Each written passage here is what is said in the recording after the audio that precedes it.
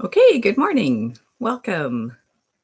I'm just going to put some stuff in the chat box here before we get going. So if you're here live and you'd like to ask a question, use the chat box. And if you'd start your question with a couple question marks, then it'll be easier for me to find the questions as we scroll through. So if you type it in like this.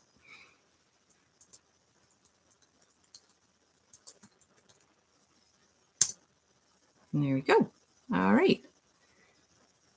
Yay. Hi, Rebecca. Great. So we got our first question here. Excellent. Okie doke. Okay. So you notice I don't have the ocean behind me today because it is a very foggy day here. We've had tons of snow and then it melted and then it's raining. So um, there's nothing to see today. It's total fog and it's also kind of cold. So I'm over in my cozier corner here. I heat with a wood stove. So you may hear the fire crackling in the background here today. So hi everyone as you're joining today. So let me put my reading glasses on here. And I'm just going to start just diving in. Okay, so Rebecca here, you've written, Luma, can you talk about the universal law of giving and receiving? Does the giving back need to be to the person who gave to me in the same form, i.e., if I'm given money, donate my time elsewhere? Okay. Hi, everybody, as you're joining in. Okay, welcome. Thanks for joining live. Okie doke. Okay, so let's see. Universal law of giving and receiving. Okay, so I tune in here.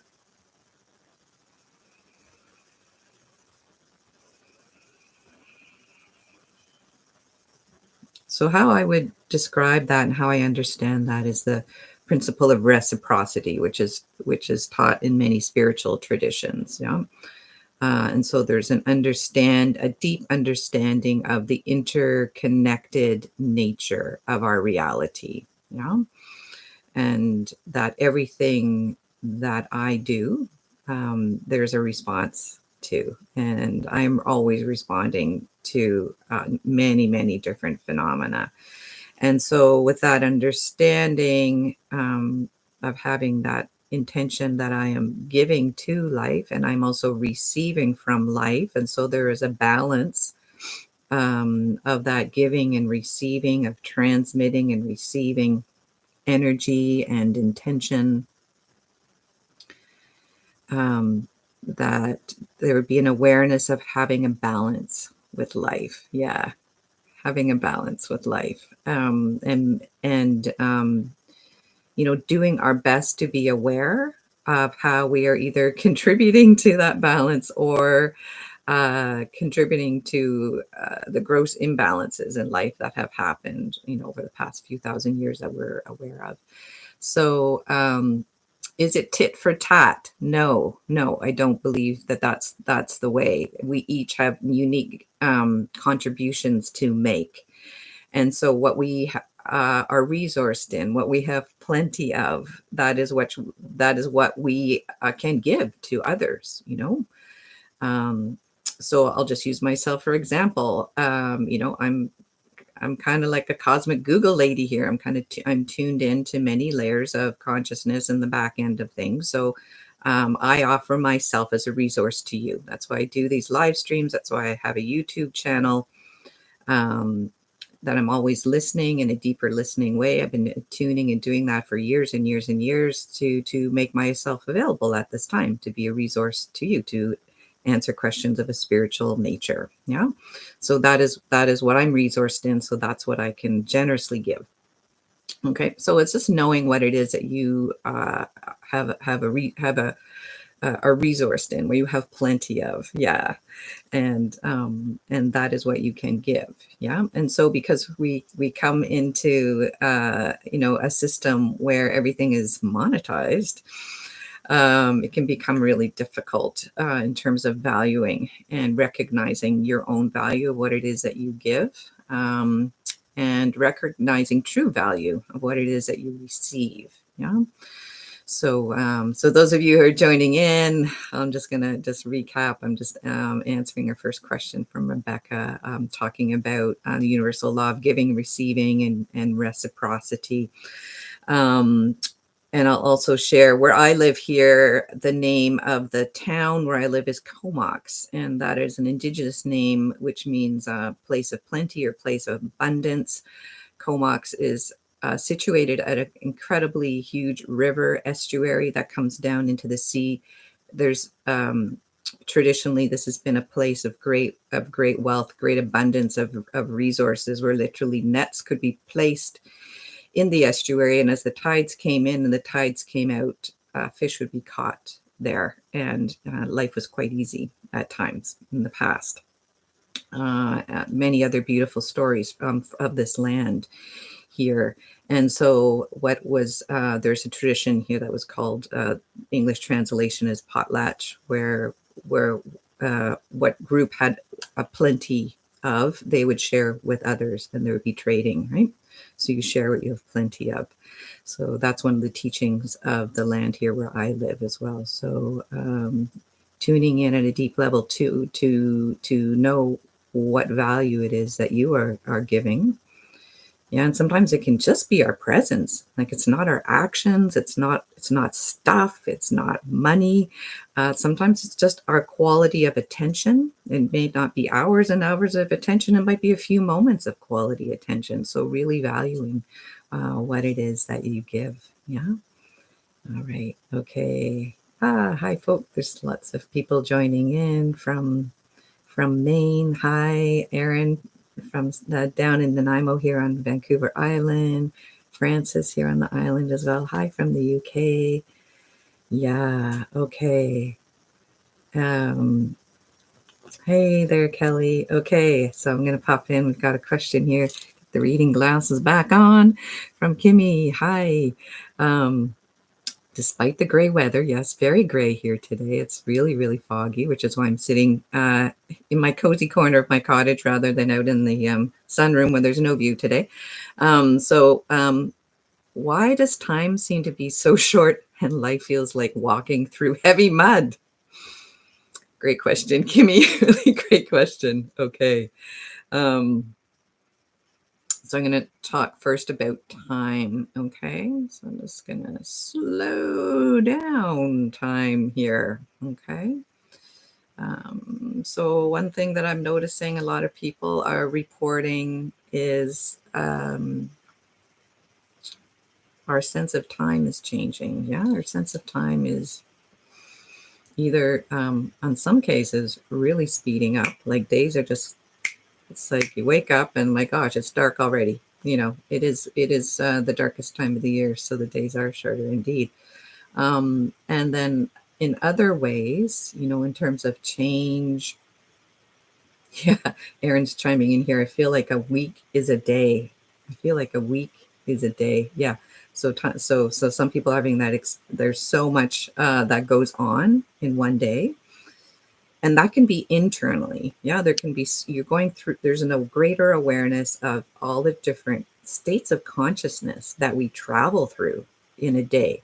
Why? Because we are becoming more, like, we're expanding out of our limited little human box, expanding into include the experience of our soul. And so what is the soul travels through states of consciousness. Yeah. So we're always traveling all day long through different states of consciousness, through different emotional states, through different mental states. And we travel really fast and really far all day long. So yes, a week, you can feel like one day you've traveled a whole week. You've traveled a whole month. Maybe you've traveled even lifetimes now in one day. So there's an internal timing where things are moving very quickly. It's like we are in dream time. Okay. So we can move through a lot of memories, a lot of material, a lot of stuff that's just been hanging in our fields very quickly. But when I come back to your question here, Kimmy, about time seeming to be so short. Okay. So this is part of like the speed of things happening quickly. And life feels like walking through heavy mud, both. So this feeling of like things are moving really fast and things are moving really slow.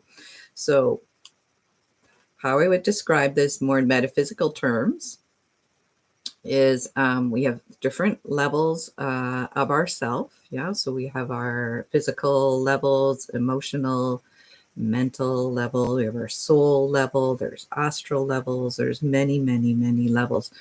And we experience motion and time and consciousness and awareness differently at all of these different levels. So when we're coming to an aspect of our physical level, where it feels like things are moving slowly. Like people are always asking me, where am I going to see change out there in the world? You know, we feel it so vividly inside of ourselves, and it seems to be so much slower translating through into the material realm. Okay.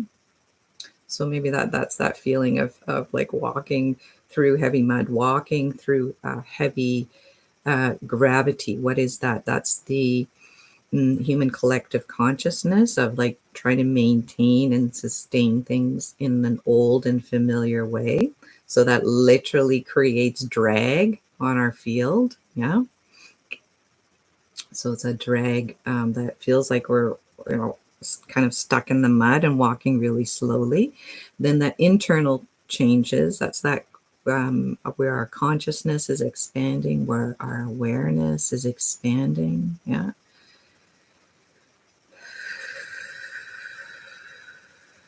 That we may let go of some of those things that are creating a drag on our field, you know? Are we trying to pull other people along on our path, in our direction that we're going on, you know? May we release them and allow everyone to find their correct path that they are on, you know? And to be responsible for our own choices, for our own path. Okay. I can just pause there. There's probably going to be some more info around that, Kimmy, that'll pop up later. And yeah, so welcome others that are joining in. Hi, Kelly, Mariah from Phoenix, Arizona. Oh, lovely. Okay, so again, please chime in questions, comments, insights that I can speak to, and just type in, start with a couple of question marks, and then your comments or your questions. Yeah. Okay. So advice here. And it's the next question. Advice, please, on best way to navigate the shadow side. I have a lot of jealousy and anger popping up. Didn't realize I had so much in me. Okay, thanks for that great question. So yeah, okay. So let's take a nice pause here to tune in.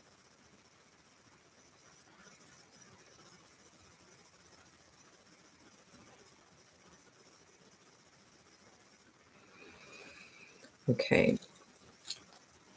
So how I would answer that is we're going through a depolarizing process right now where life has been very polarized into light and dark, good and evil. And that division, yeah, that kind of partitioning of life is also, we have a divided self within ourselves. So we have our good self and our bad self, right? So we like the good self, the face we want to present to the world, our identity, our ego. We want others to think well of us. We want to fulfill others' expectations of us. You know, we want to fit in, to be liked, to be safe, to have our needs met. And so we've had this persona, right? And then that means that we have to edit out a lot of who we are if it's not acceptable in the cultural context in which we live, if it's not acceptable within the family that we grew up and were conditioned in. Okay, so we've got our shadow self. So we've got, which isn't all bad, you know, it's just the stuff that was unacceptable. So we got this shadow self, yeah, that it's kind of like our bad self that we don't want anybody to see. It may be weaknesses, things that we feel ashamed about, self doubt, guilt, right? All those shadowy states, okay? And so how I would say it is that we're reintegrating that which we had to hide with that which was visible in the world, right? And so, that can mean, all of a sudden you have to say no to things that you were saying yes to. If you're kind of like a people pleasing person to try and fit in, all of a sudden you have to say no, actually I'm not available to do that. No, I will not do that anymore. And it may seem like, oh my gosh, it's this bad part of myself that's coming up, and it's very frightening. You can feel like it's gonna cause challenges. You're going to maybe lose friends. um, you know so there's that aspect. So sometimes there's a great deal of strength in our shadowy parts, right? So if we're looking at anger, what anger is not always by default a bad thing. Yeah. Anger is a source of power. It's a source of energy. It's a source of fieriness. It's from that anger that there's times where we must say no, where we must stand up and say enough is enough. Stop. Yeah, or we must step in on behalf of others to protect at times. And so anger is very powerful. So part of it is, yeah, yeah, the people pleasing part, right? So that anger can seem like a bad and dangerous thing, right? And so part of this reclaiming our power out of the shadowy places. Yeah. I would say another part is, we've been told not to trust our own instincts, our own intuition. We've been told to obey and be programmed and conditioned by external authorities. We're learning to trust our inner authority. So we do need to go into those shadowy places to reclaim parts of ourselves. So that means we go through that goo, right? We go through, I'm going to speak to jealousy now. Yeah. Okay. We're looking at, you know, other people are getting things or having experiences and I don't get to have them, or like, why don't I get to have what they have, right? And feeling bitter and resentful. I'll speak from my own experience. It's like, if you know anything about human design, check it out. It's a wonderful tool for self-knowledge and self-understanding. If you know anything about human design, my aura type is projector. So my conditioning, if I'm too conditioned and not following myself, I'll feel bitter and resentful. And so, when I'm dealing with my shadow stuff, it's like that bitter, curmudgeonly part of myself. That I have to look at, and it's really nasty. So it's kind of like embrace those parts at time and understand why. Why do I feel jealous? Why do I feel angry? Like, has life been unfair? Are there unacknowledged hurts that are asking to be acknowledged? Yeah. And it doesn't make me a bad person. It makes me a person who is seeking self-awareness and self-understanding. Yeah. So we have to look into these dark places. Yeah. Hey, there's some more human design people here. Yeah. Okay. Cool. Yeah, it's a great tool. So where was I looping around here? These questions and answers. Let me just take a little pause here and see what else is coming through to address that. Okay, so I think I said my most recent YouTube video, it's winter time, it's dark, it's a great time to read books, watch movies, series. So, and I've been watching some like murder mysteries. So again, like going into like those shadowy parts, what are the mechanics? What is that process that tips somebody over into the shadowy aspect? Yeah. And rather than, oh, that's terrible and bad, it's like understanding, right? Maybe bring our light of understanding to these shadowy places within ourselves. Okay. um uh cool. Okay, so I'm going to pop over here. Okay, here's a great question from Mariah. I am ready and steady now to focus on the good, the light in the world, and desire to do that in person with others, not just online, of course. Yeah. Any ideas for finding those people of light in my community? Okay. Yeah, you're welcome. Okay. Okay.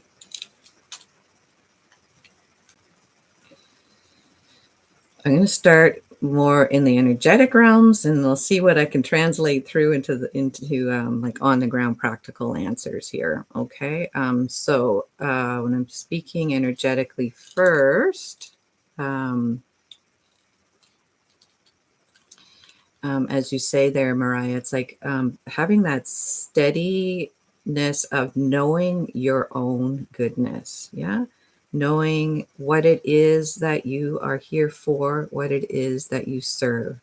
And in the most general way, one could say, I'm here to serve goodness. I'm here to serve life. You know? I'm here to serve the greater wholeness. And maybe we don't even understand what that is, but here we are. Yeah. And so with that, it's like, and I speak a lot about being a pillar. Yeah. So when you are that, when you value that, when you have that inner awareness of your own inner goodness that you're here to serve life, yeah, then that can transmit out really clearly through your field. Then you become visible to others. Yeah, because we have a lot of different faces that we put on. We have a lot of masks and veils and survival strategies to kind of hide who we are. And there are times when that's necessary. To shield or to veil. You just don't want to get into certain things in certain situations. But more and more, that letting more of what you truly feel to be made known to others, and then that is an invitation for others to respond to you. And so it can be as simple as when you're going out and doing your grocery shopping, that you pause for a moment. If someone asks you a question, or you're paying for your groceries, and you take just that moment to engage with the person who's ringing your groceries in. So it's like, expand each of those moments of interaction as you're walking around in your community as a beacon of light, as a pillar of light. And then you become visible to others, right? Others will become drawn to you, and they don't even know why, and just be open to engaging in a more authentic way with others, right? So there's a lot of fear that we have, especially all you incredible beings of light, who've been quite hidden, yeah, for various reasons, to actually like believe that I can show my light and good things will happen and I won't be persecuted. Yeah. And so I'll just give myself as an example of a year ago. I started to make more of these YouTube videos, and I was scared freaking shitless of what might happen if I started saying things into a public arena like YouTube. And I have to say, only beautiful things have happened. Yeah. And so all of the incredible comments on every single video, I read all of them. And I hope that you do too, because you will find like-minded people here just to have your experience confirmed. Yeah. So I thank all of you so much for your real authentic and vulnerable shares, on this platform here. I do host a little, I have a Telegram channel where I post up things. You can pop comments in there, and people will sometimes um, respond, but I'm talking about online. So let's go back to Mariah, your question about meeting people in person and community. I'll share an experience from the community that I live in here, and I see there's a few of you online. Is something really powerful happened here in the community where I live, that happened during the lockdowns and everything, that there was a family who hosted weekly potlucks where people could go and gather together and talk authentically about what they were experiencing, presence their fears, be vulnerable, and be held and listened to. Yeah, and so we would have a meal and then sit in circle. Okay. And there was something about extending that invitation to others. Yeah. to have to sit to have a meal together, right? To do something very human, like our hobbit self, like creature comforts. You know, we like to meet people for coffee. We like to meet people for cafes. You know, and but it's different if we have that intention to share a meal or a warm drink together, and then to have a circle where we just those simple kind of talking circles where everyone has a turn just to speak. Nobody interrupts them, and we listen to each other. Yeah, and maybe it's just one or two other people that you can invite to just want to share authentically, and just no advice needed. Yeah, and so to make that invitation to others, yeah, in your community. Yeah. Again, I'm going to park that and see if there's some more insights coming as we move along here. So I just want to scroll through. Oops, it's kind of popping out in mid sentence here, but oops. Oh dear. There we go. Okay, so there's a question here from Anne. There's a lot of different people, especially here on YouTube, and I'm going to fill in maybe what's being asked here.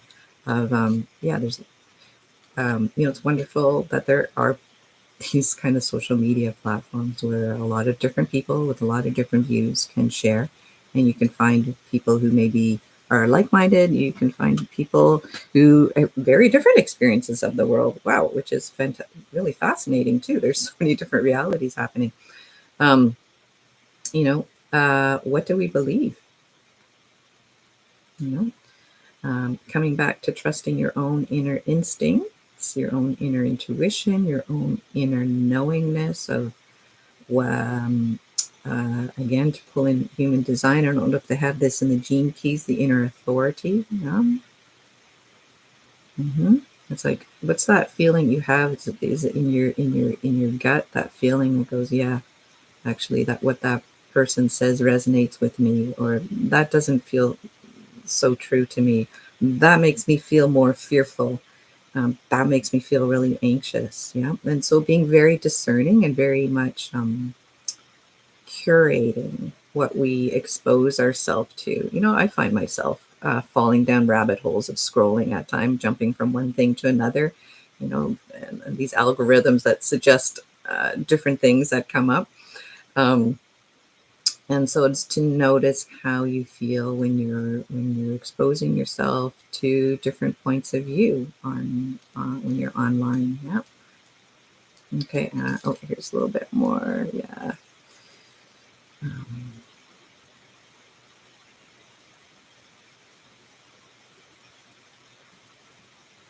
okay. And then part two for this question of Anne here. So she's saying here, astrologers, spiritual teachers, Shaolin teachers, light workers, channelers, those have had near-death experiences, and body experiences are all talking about the end end times. Yeah. Yeah, again, what do we believe, right?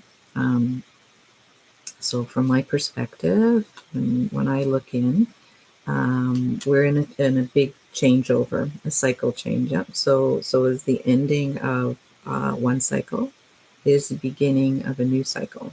Okay, so that is how I look at things. So yes, of course, things are crumbling, things are falling apart. Life is renewing itself. That's the basic principle that I wake up, that I can engage with life every day, that life is in a perpetual state of renewing itself, of regenerating itself. So that means forms will appear and disappear. Forms will grow and sustain and maintain to a certain point, and then there's the finite nature of life, and they will crumble. Yeah, just like building a sandcastle, and then the tide comes in at the beach and it washes it away. Right. So there's this constant renewal. Yeah. So if all we can see is the end and we cannot see the beginning, then life is very fearful. We will be, seeing everything with fear, fear, fear. It's the end of the world. It's the end of the world. It's the end of the world. I like the story I tell myself is, if I was a leaf on an oak tree and it's fall and all the other leaves are falling off the other trees, and I think, oh my God, I'm going to fall and it's going to be the end of everything. Yeah. Oak trees tend to hang on to their leaves the longest at the end and drop their leaves very at the end of fall, at least here on the island here. And just that knowing that when that leaf releases, it's going to float to the ground and is going to become compost and is going to nourish the next cycle of life. Right? So it is to see, and when I've studied with different people, and I used to be part of a lot of deep inquiry practices and evolutionary spirituality groups where we would see life through evolutionary eyes. We would look for what is it that is emerging. Yeah. As this is dying off and collapsing, what is it that's emerging? And new life doesn't spring instantly. There's this pause, yeah, this void space sometimes, this blank space. It's like winter now. Well, there's not signs of spring, especially if you're like in Alberta or Saskatchewan, where it's been like minus 40 degrees. Yep. And so there's this pause and waiting, but knowing internally. Yeah. So it's like again, coming back to that balance, keeping that balance. Yeah, we've got things that are dying off, that are crumbling. We've got things that are being revealing, new things emerging, very dynamic indeed. Alrighty. Okay, pop back here to Kasha. Great. Here's a question. Do you have advice on dealing with physical discomfort and pain in the body? Yeah. Great. I'm glad you asked that because that's been coming up a lot in people's comments and also in the individual work that I do. So many people are going through a lot of extreme physical sensations that don't necessarily have a traditional medical answer for. Yeah. Okay. And so there's a lot of information online about ascension symptoms. I've spoken about transfiguration. There's again, we're going through the cycle change where, and some of us are on the expedited paths, going through this rather quickly. And so, how to explain this? So we've lived in a very compressed, contracted, and compacted uh, um, state. Call it, we're like vacuum sealed and locked into 3D and 5 sense world, um, and this is expanding, right? Energetics are expanding, light codes. There's lots, la la la la, all that stuff. Okay, so we're expanding, expanding, expanding. So there's information, experiences, feelings, emotions, impacts of past experiences that got packed in, and packed in, and packed in, and packed in, packed in.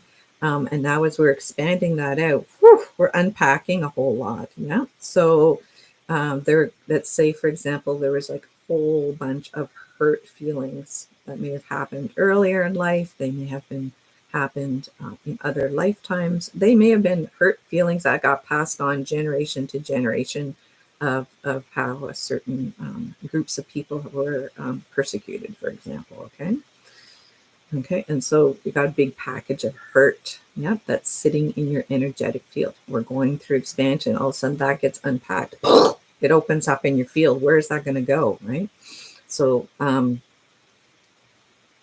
of that is ours to feel, yeah, to feel those hurts, to feel the impact of those experiences.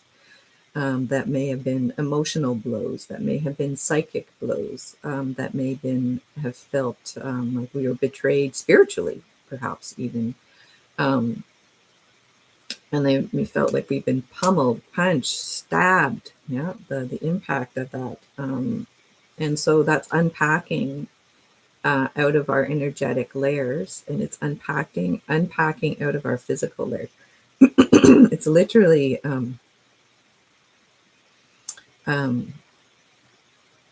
deprogramming and deconditioning information that's been stored and spiraled up in our DNA. Is one way to understand it, in our coding. Okay, and so as that's unraveling, unpacking, I would say it's a positive sign that we can feel these things physically, because those energetics are finally translating all the way through into our physical form. And in metaphysics, understanding manifestation sequences, of how things from the very subtle levels translate through gradually and in sequence through into a material expression.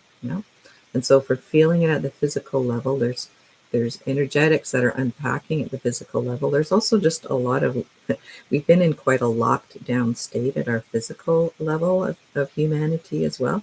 We have extraordinary and beautiful capacities of sensitivity, ability to feel and to connect with a wide range of phenomena of creation.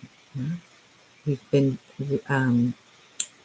again, like in a lockdown state of not being able to sense or feel. This is expanding also into our physical levels, again, those capacities. So we're encountering, again, those levels of pain and hurt that we have felt in nature, in the earth, and the way that humans in this lockdown, closed state forget that we're connected, and everything we do has an impact on other life forms. A lot of people, I know a lot of you are really sensitive, and feel a lot of that as well. So sometimes that is felt at the physical level. So again, what I'm providing here hopefully is some like a context to hold those intense or painful physical sensations that you may be going through. So rather than, oh my God, pathologizing or responding to the changes in your physical state with fear, if at any moment we can, to respond with curiosity. Something's changing. I don't know what it is. It may not necessarily be bad. It's probably uncomfortable. Change is not comfortable. Even though we've been praying and asking for these changes, when they finally come, it's uncomfortable. So we're going through a lot of discomfort, which is, again, kind of a good sign or a positive sign that things are actually happening. And unpacking out of our system, restructuring, reorganizing, detoxifying. I'm jumping all over the place here, but I want to speak to this as well of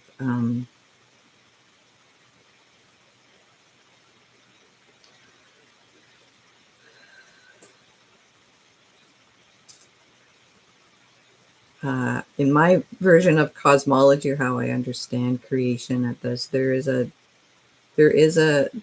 order to things. There is a place where things belong. There is a place where things are designed to function, and when they kind of get misplaced and displaced, that functionality changes and shifts. It can adapt, and sometimes it doesn't adapt. And sometimes that can cause imbalance, harm, or toxicity in our systems. So maybe that there were things that came into our system that actually our system can't adapt to. And so we have to let those things go. And that can be at the physical level. So I know a lot of people do physical fasting, special kinds of diets and things like that to support the body to clear, to detox, liver detoxes, things like this. I'm not saying go out and do all of that. It's like there's time. And if you're internally guided to, I'm going to give that a try. That can support your body to be in that letting go and shedding. The other part of it is to replenish your system. Yeah? So with your own soul essence. So for me, it's like a warm golden light. So at times, just to bring more of that warm golden light, simply to hold, to help dissolve and to melt down some of the heavy baggage that I've been carrying around for a long time, and it's simply to lay that down and let it go because it is too painful to carry that forward. Okay, pause there. Let's scroll back here. Take a couple more questions. Okay, great. Great, more people joining in. Hi, Allie. Yeah. Yeah, thanks. My pink geranium still blooming. Oh my goodness, it's been blooming since the summertime.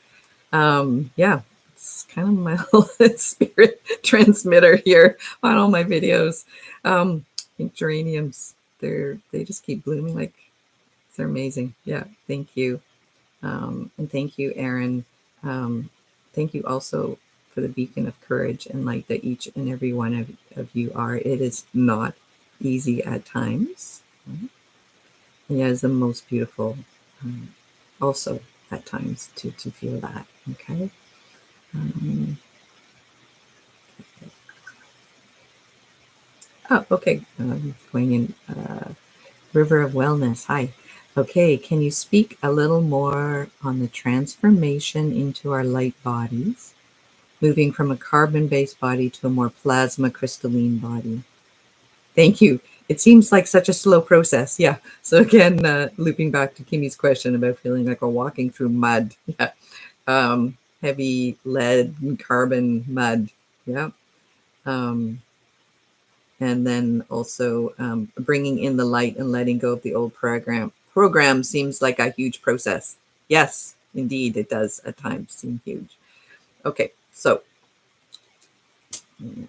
just going to take a little pause here.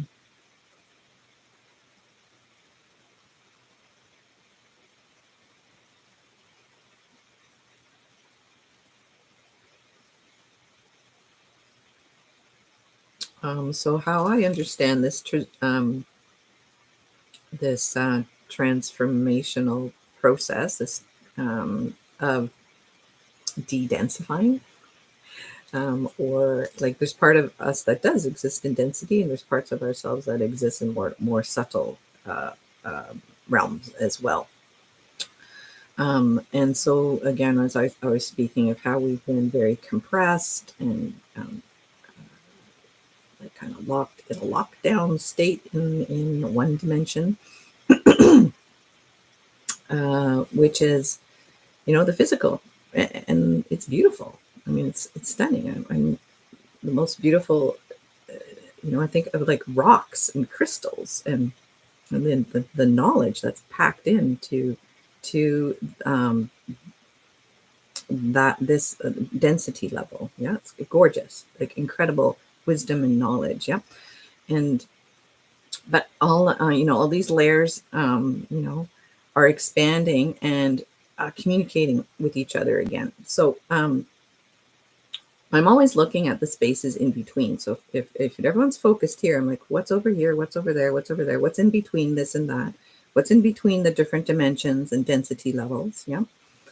And so what I'm watching again is this expansion of these layers opening out, kind of like an accordion opening out, and there's all this space, or I like to say phyllo pastry or croissants, and it's opening up, and there's all these gorgeous golden buttery layers that are just opening up, so delicious.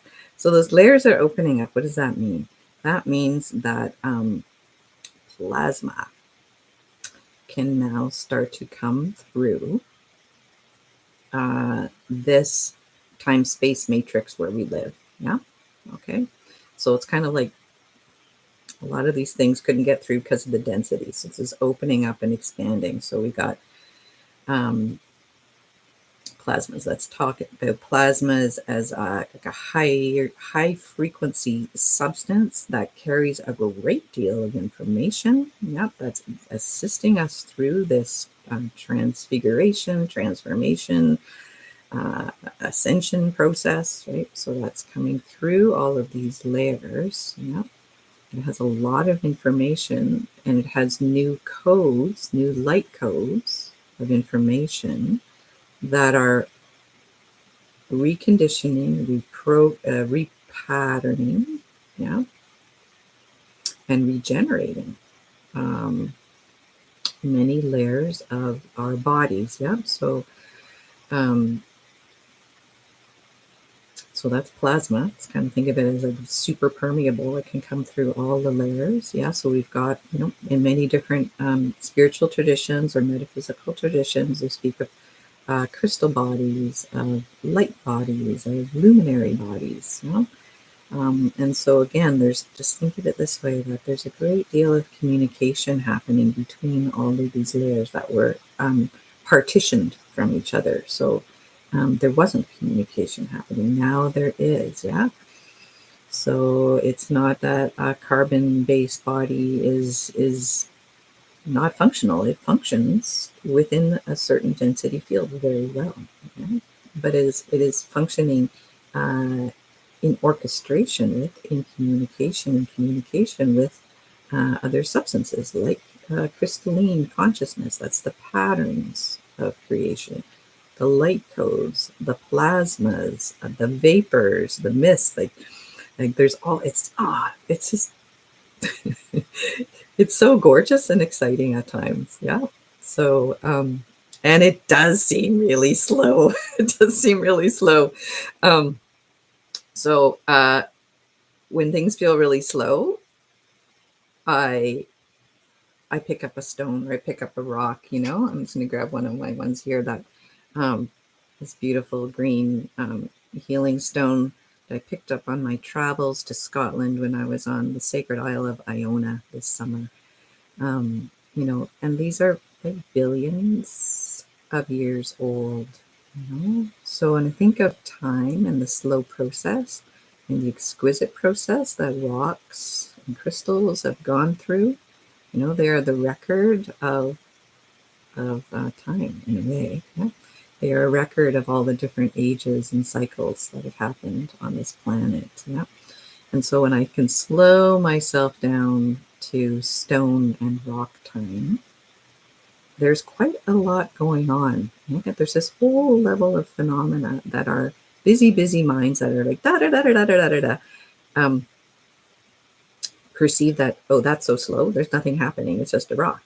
But if you just like alter your state of consciousness, shift your frequency, shift your vibration, there's all this phenomena that's happening in stone time. Yeah, and there's always movement happening. Yeah. So just take a slow down here, pause right down, and bring your awareness to other dimensions of phenomena that are happening. Yeah, everything doesn't happen at the speed of the mind. Um, mind it can move so quickly. We're quite identified with that, right? And there's like a disconnect with the actual speed of our body and living at a slower pace. And I spoke about this in my most recent video of the um, feeling the pulse of peace, to walk at the pace of peace. What does that feel like? There's a lot more information available to us. We don't have to rush around. There is no urgency. Things are unfolding. Yes, we do need to make new choices, different choices. Yes, there is much to understand. Yeah. Yes, it is a huge process. And we are one little dot in that big arc and big spiral of change. Yeah? So when we feel overwhelmed and, oh my God, there's so much going on. What should I do? Should I do this? Should I change my diet? Should I get a new job? Should I move? Da, da, da, like our mind can go bonkers there. Right? Just come back down into your body. Yeah. Ground with a stone. Slow down here.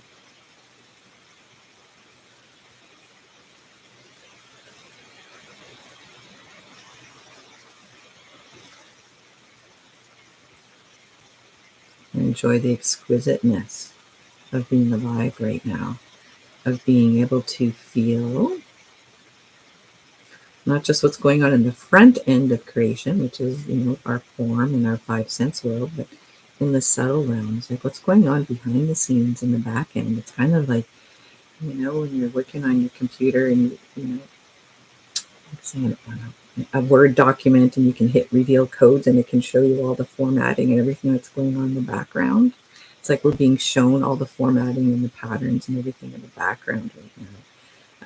Why? Because they're changing, and we can consciously, with some levels of awareness and perception, engage with those levels of creation, which I believe we are as human angelic humans, capable and designed to do in a very beautiful way, a very refined, graceful way. Okay.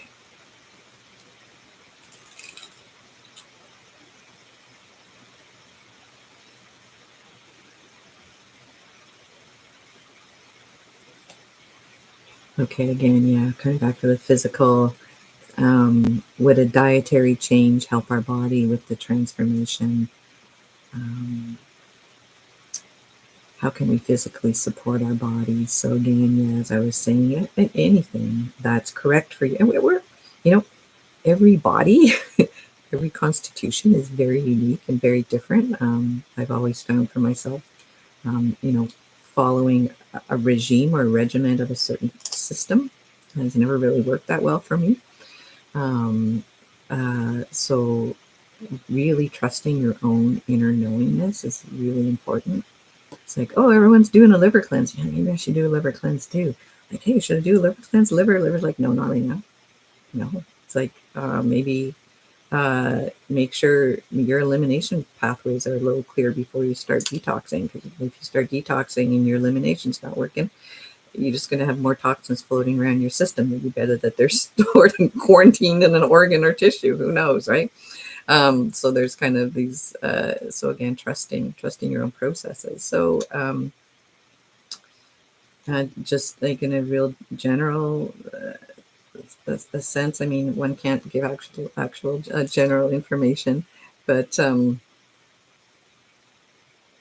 approach your body with a great deal of kindness and appreciation. There's so much phenomena that goes on in our physical bodies. It's astounding. I remember years ago when I was doing my yoga training and training to be a yoga teacher, which I did for a lot of years, and studying anatomy. And I would be absolutely in tears looking at anatomical drawings and seeing the divine, incredible structure of these incredible vehicles that we are blessed to walk around inside of. And so it is to approach our physical bodies with that quality of reverence. And there's so much going on, again, behind the scenes that our busy minds are focused elsewhere, not aware of uh, what our physical forms, the intelligence, right? That self-healing ability, self-balancing ability, the incredible interrelatedness and intimacy with all the elements and microbiome that's going on. It's extraordinary. It's so beautiful. We can just slow down and allow ourselves to be in awe and reverence of our physical forms. Yeah? And then information can come to us really clearly, and it can be pretty simple in some cases. If we were really out of balance through, you know, different habits or conditions that we've had to endure, there may be some stronger practices or cleanses or dietary or lifestyle changes that we need to go through to shed some of the heaviness and toxicity. Yeah. So again, just knowing your timing, that's right for you, and trusting again. Approach your body, your physical body, with a great deal of reverence, yeah? And listen. Yeah. There's always messages being sent to us. I feel like they're getting louder and clearer, which is why we're feeling, again, some of us, a lot more of these physical pains that we've just put up with or been numb to. And our capacity to feel is being restored to us, which means we don't always feel good. We just feel more. Yeah. Um, and yeah. Okay. Alrighty.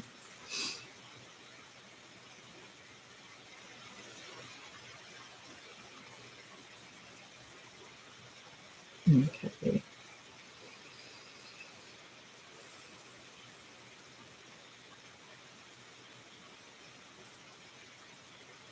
Okay. Yeah. Allie's sharing here.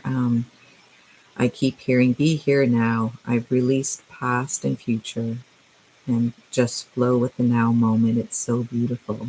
Yeah. Yeah. And it's a practice, it's an ongoing practice, because we've been so conditioned into past and future. We kind of keep bypassing the present.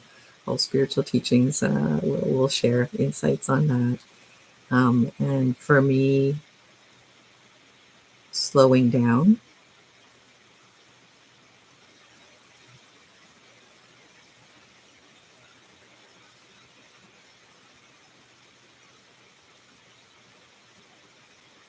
to bring more of my attention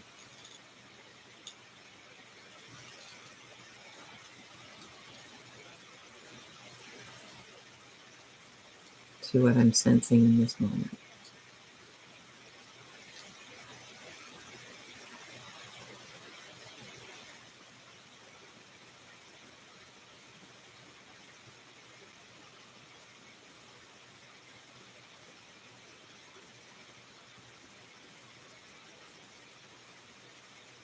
And then more information can come. More information can start to fill in. What does that mean in my nervous system? My nervous system calms down because there's more information available. Yeah, I'm not so constricted in fear. Oh my God, that bad thing that happened in the past is probably going to happen again. Oh, that bad relationship pattern that I had. Oh my God, it's probably going to happen again, right? Or and so I'm already writing the future from the past, and I kind of bypassing this open opportunity to do the rewriting. Yeah, to examine, to understand. Yeah. And so again, it's a lot of what I dedicate my time and my practice and my work to is opening up those spaces, to bring understanding. Oh, this thing that I've been carrying around, why am I still carrying this? I like to joke often with people. Say, I'm carrying the telephone book from 1986 with me. Maybe I'm carrying telephone books from 1976 to 1986. Remember those old telephone books that were super, super heavy? Maybe I'm carrying all of those around because I might need them. Yeah, do I really need them? Yeah, unpacking. Yeah, reviewing. Yeah, I think it's just constant now. I'm just like, oh my God, look at this. I didn't know I was walking around carrying this around. I didn't know that this phenomena was happening in the world. Some of it's kind of dark phenomena, and some of it's very beautiful phenomena. Yeah, it's like I would say we're in a time of revealing. Yeah, when we slow down, instead of like, oh my God, oh my God, oh my God, go, oh my gosh, this relief. Yeah, more some, oh, you can just unpack, expand, expand, expand. And what I always experience when I slow down is a kindness and care. Um, you know, like moving at the speed of love, moving at the speed of delight, moving through life at the pace of peace. Yeah. Alrighty.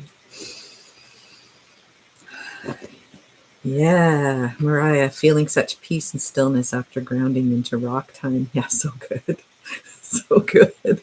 Yeah, rock tree time. Yeah, just think of, hundreds and hundreds of years that trees live, and that the wisdom that's there. Yeah. So it's a great antidote for, living a life that's too speedy. Fear kind of speeds things up, and you miss a lot of the phenomena. Yeah. Always say nature is our teacher, our guide. Yeah. Yeah, holds us. Yeah. The pauses. Yeah. I love your unspoken transmissions. Thank you for pausing to share through your heart from the deep well of universal love. Yeah. Um, I was just yesterday talking to a friend who lives here in the community who said, I love watching your videos, Luma, but I don't understand like most of what you're saying, but I just watch anyway. And Maureen, if you're watching, that was you. And I would say that too, um, I primarily work with energetic structures. Like I live, breathe, and that's my reality. And then I just translate it into words here. Just talk away, make up some little stories, tell some funny things, speak in technical terms about metaphysical stuff. So I kind of pop around and try to, translate energetic phenomena in different ways that may be relatable to you. Yeah, and everyone has a different way of translating their experiences. Yeah, so I kind of take a broad spectrum at times, and sometimes it's really specific and focused, but primarily it's just all coming through energetically. Yeah, and I'll also share too, what a lovely thing that's happening here in the community of Comox Valley where I live is 4 beautiful, bright angels here. There's so many here where I live. I'm so blessed. Have created a beautiful event called New Ways Cafe. Maybe you want to start one of these where you live, where people can gather together and sit cafe style and speak about and speak from our hearts of how we are feeling new ways starting to emerge in our personal lives and the lives of our communities, and how that may picture in the greater field of life. Yeah, um, and um, and so having like these really beautiful, slow conversations with each other to envision these beautiful worlds and places that are not so far away. They're actually right here. We're creating them heart to heart. Yeah. Um, I was going somewhere with that share, and I just lost my train of thought. So I'm just going to slow it down again. See if we can pick that thread back up.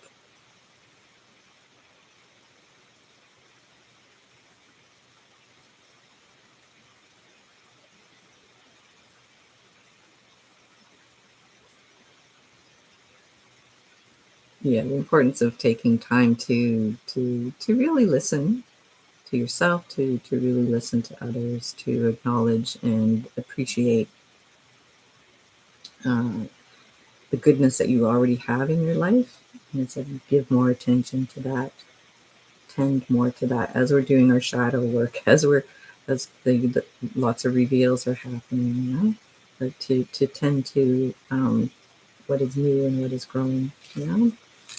Okay. Yeah. Thanks, Kimmy. One of the beautiful hosts here in our community. So many beautiful bright lights. Okay. Okay. Another comment here about time. Thank you. Time seems to be both slow, walking through mud, and fast. Time contains both outside and me inside, and we fluctuate between the two. Yeah. Beautiful insight indeed. Yes, and so how that we are living already these beautiful visions that we hold inside of ourselves, um, and I draw a lot of nourishment and insight from the writings of the Irish mystic John O'Donohue, and also the poet David White, who was a great friend of John O'Donohue, and translates that deep knowledge of, like, to be human is to share what we have inside of us, the unseen, the invisible, while we are walking in the visible world, right? So it's so acknowledging our multifaceted nature, yeah. And so if it's, feeling slow in one part of ourselves, it's feeling fast in another part of ourselves. It's kind of wacky, like they're not all coordinated right now, but we can just have that openness to move around, yeah. um Man, I'm always telling myself, be patient, be patient, be patient. I'm like, I'm tired of being patient. I want things now. Right? So, yeah, let yourself feel impatient too. Just let yourself feel impatient too. Alrighty. Okay. Again, a lot of humor. It's very helpful at times. Yeah. It's like, oh, I'm in the slow channel today. I'm going to change the channel and go to the fast channel. And, pop back and forth, toggle all around at different speeds. Actually, yeah. And part of that is, being adept at adapting. Yeah. It's like, I don't have to stay and force an effort in this direction. Maybe it's time to pop over here, pop over here, pop over here. Oh, I'm going to come back here. Oh, now this is going to move forward. Yeah. So we have more freedom to pop around, yeah, and bring, something that's from inside of us when it's time. Oh, now there's an opening. This I can share this out, and I can see a small shift uh, in the external world. Yeah, alrighty. Hope any of that made sense. Sometimes I just don't know. Alrighty. Um, Okay, Mariah, thanks there. An answer to my earlier question, wanting to join with others in slow conversation and new ways of being. Yeah, again. Um, and it may be something, and depends on what kind of person you are. You may something you could initiate in the community where you live, inviting people. And again, love the 4 women who've started New Ways Cafe here. In Comox as a place for people to come together and have slow and authentic and vulnerable sharing, yeah, and stimulating, right, and insightful, and just like, oh my gosh, I'm not the only person that thinks about this, or bringing something forward that people are like, wow, I never thought of things that way before. I feel, inspired. I feel encouraged. I feel excited. Yeah.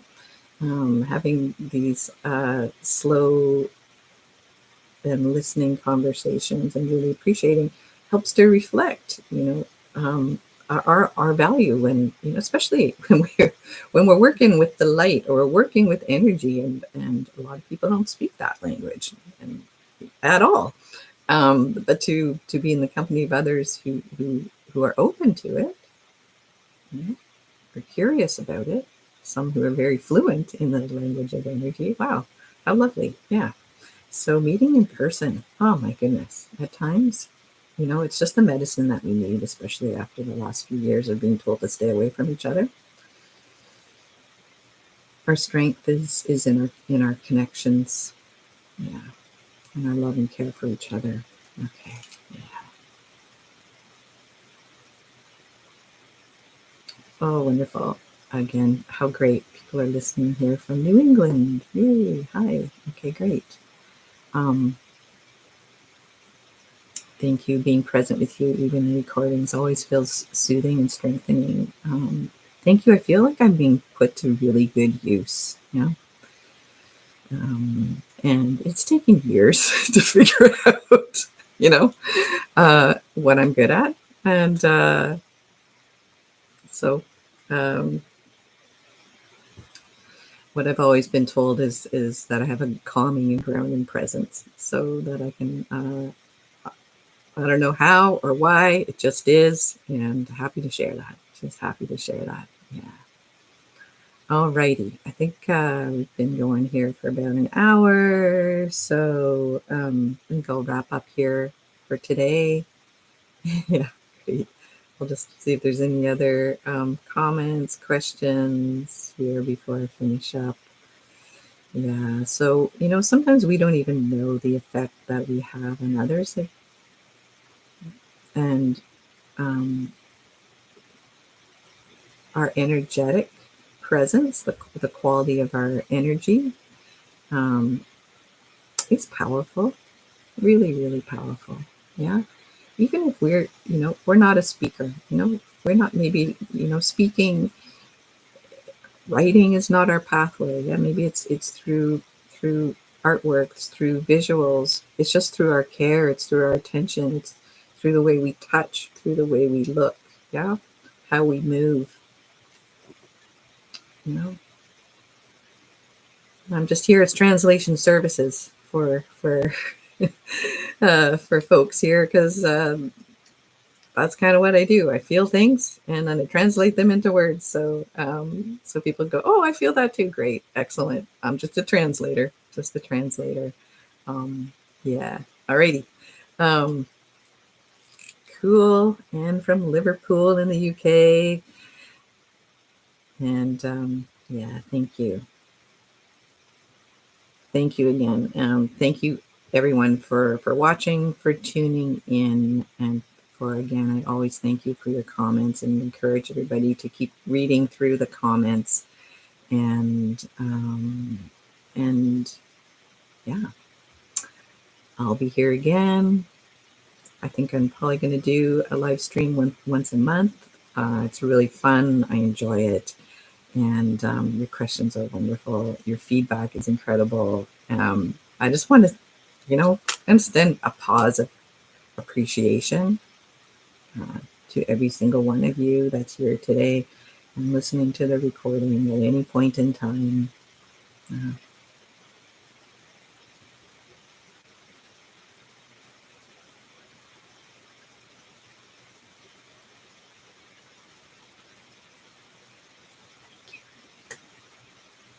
all righty. Bye for now.